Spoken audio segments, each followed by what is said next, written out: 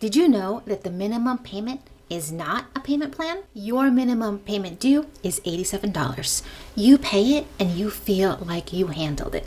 Here's what your credit card company didn't tell you: that $87 might be covering almost nothing but interest. And you could pay it every single month for years and barely move your balance. The minimum payment is not a payment plan. It was never designed to get you out of debt. It was designed to keep you in it legally, profitably, for as long as possible. In this video, I'm going to show you exactly what your minimum payment is actually made of, the real math on how long just the minimum takes, and what to do instead so you're not still paying this off 5 years from now. Thank you for joining me here today at Sisters for Financial Independence. My name is Catherine, and I am the creator of the Secure First Money Method. It's a 5-stage framework that helps women move from financial stress to financial confidence by doing money in the right order. I've covered a lot of videos on how to get out of credit card debt here at Sisters for Fi. If you've watched my videos on the average daily balance or the credit card billing cycle, you already know that interest accrues daily on whatever balance you're carrying. This video builds on top of that. Today, we're looking specifically at the minimum payment, what it is, why it's designed the way it is, and why paying only the minimum is one of the most expensive habits you can have without realizing it. Let's start with what's actually printed on your statement. Most credit card companies calculate your minimum payments in one of two ways.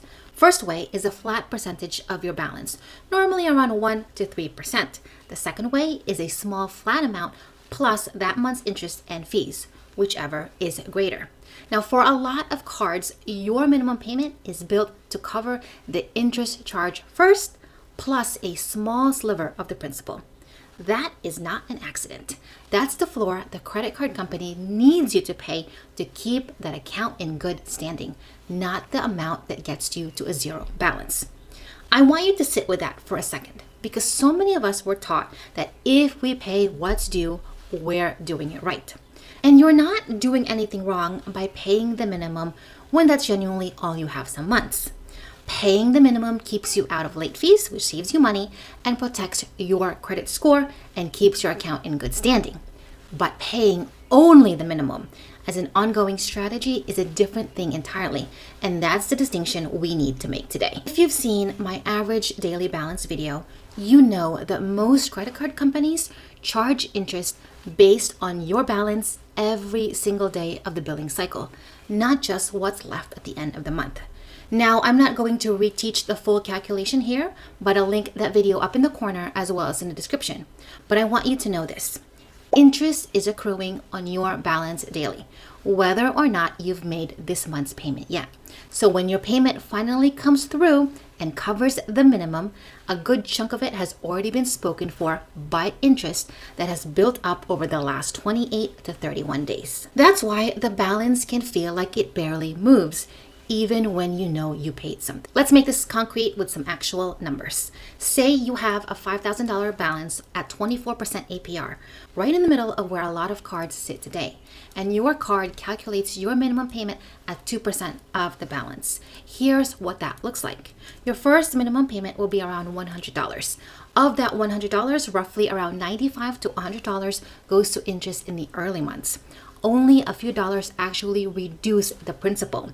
As your balance slowly drops, your minimum payment drops too, because it's a percentage of a shrinking number, which means your payments get smaller just as slowly as your balance does.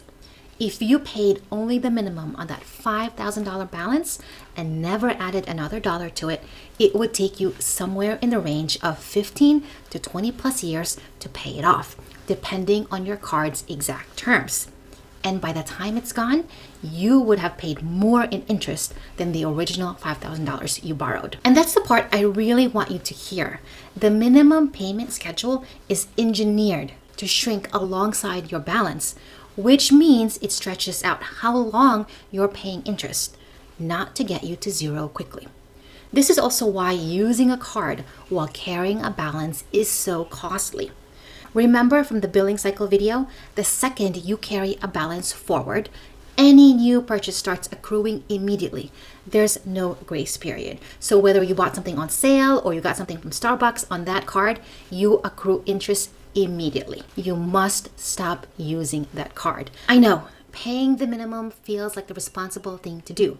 You got the notification, you paid what was due, the account shows current, and you didn't get charged a late fee. Nothing is on fire, so your brain registers that as handled.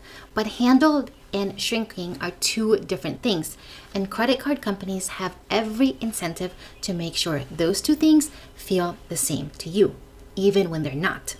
This isn't a personal failing. It's a system that's been designed to profit from you the longer your balance exists. The bill is designed to look complete when you pay only the minimum. That's not you missing something. Once you see that clearly, it becomes a lot easier to stop measuring progress by did I pay what was due and start measuring it by is my balance actually going down and how fast. Here's what I want you to actually do with this information. Number one, find your real minimum, not the card's minimum. Log into your account and see what happens to your total interest if you paid even $25 or $50 more than what's due each month. Most card issuers show you this comparison right on your statement or your online portal. Use that information. The difference is often dramatically larger than people expect. Number two, pick one payoff method and stick to it, whether that's paying off your highest interest card first or your smallest balance first for momentum. Either one works better than only paying minimums across everything. What matters is that you're consistently sending more than the floor the company gives you. Number three, stop adding new charges to any card you're actively paying down. As we covered, new purchases on a carried balance start accruing interest immediately. Every new charge is competing with the progress you're trying to make.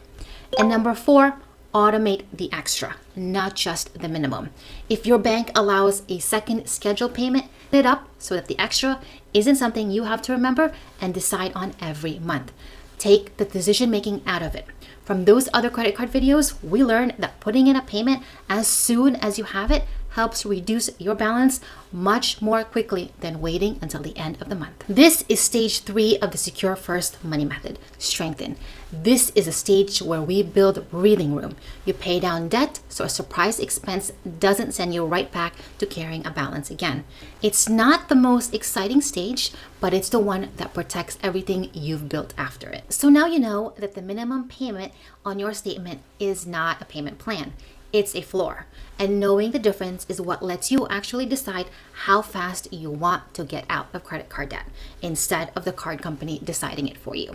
If this was helpful, hit that like button so more women see it and share it with someone who's staring down a credit card balance right now, wondering why it never seems to move. To go deeper on how interest is actually calculated day to day, check out my average daily balance video linked here. And if you want the full picture on billing cycles and grace periods, that video is linked here too. Thanks for tuning in, and don't forget to subscribe to Sisters for Financial Independence for more money content so you have more money to keep for yourself and your family. I will see you in the next video. Bye!